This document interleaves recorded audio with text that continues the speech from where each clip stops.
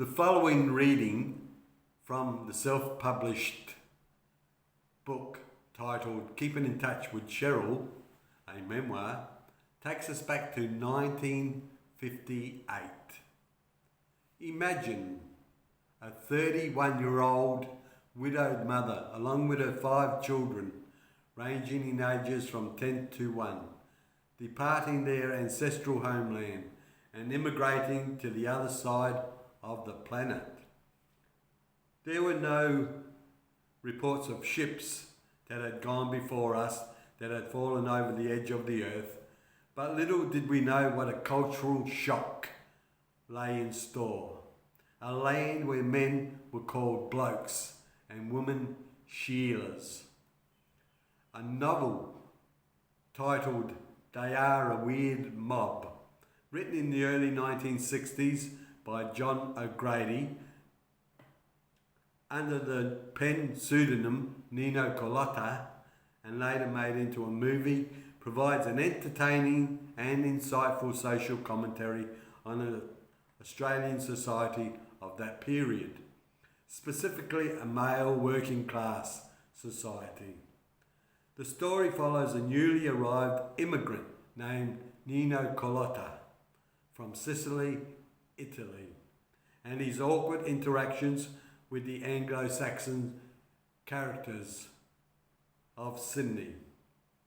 So take a gander at the book or film, and don't forget, it is your shout, mate, cobber, referring to the custom when drinking in a pub.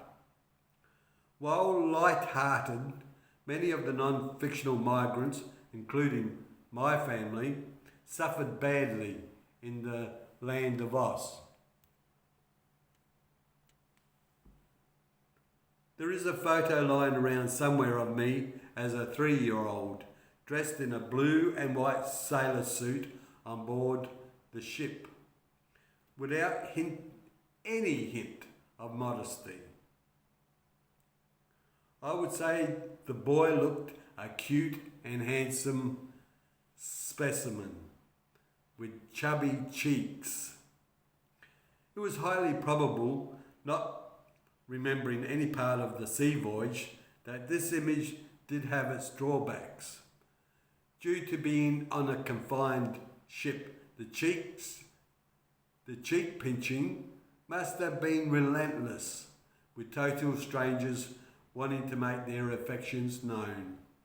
The older passengers most likely would have approached the boy and smiled while leaning down with their outreached arm, the thumb and first finger joined together, slightly twist the cheek while uttering, "What a cute, adorable little boy."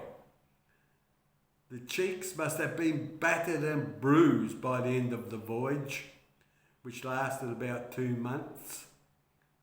The face resembling the colour of a cooked lobster. In later years, the other parts of the body were also going to look the same. After experiencing the menacing, burning rays of the Australian sun upon the naked flesh of a light-coloured European Caucasian male. Back on the ship, it was said that Mum was ill for all those weeks, suffering from seasickness. Fortunately, there were many fellow paisanos, countrymen, women, to care for the children and keep them occupied and amused. The passenger liner finally arrived in Australia in October 1958. The family finally disembarked from the ship in Melbourne after travelling some 20,000 kilometres or so, since the distance also covered the ship sailing down the Western Australian coast and across the Australian Bight, a journey that took some 2 months.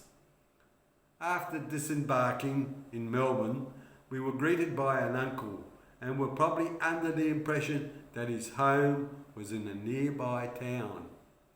The travelling, however, was not done. Wasn't it enough to spend all those days at sea and now to find out that we had to catch a train to reach Adelaide, some 7,000 kilometres away from Melbourne, Victoria? Even Neil Armstrong, who flew to the moon, would have protested at such treatment. The distance did, however, have one upside. When the family began their trip in the month of August, the northern hemisphere was in summer. By the time we arrived in Adelaide, the southern part of the world was well into the spring, and therefore we were able to experience almost 6 months of continuous warm weather. As a 4-year-old, the seasonal occurrence may not have registered, but simply contributed to retarding a young boy's development while interacting with a multitude of imposing and conflicting worlds. There were moments over the course of many years when all threatened to collide with each other, causing overwhelming physical and mental paralysis. And that is the end of the reading for now. And please like and subscribe. And until next time,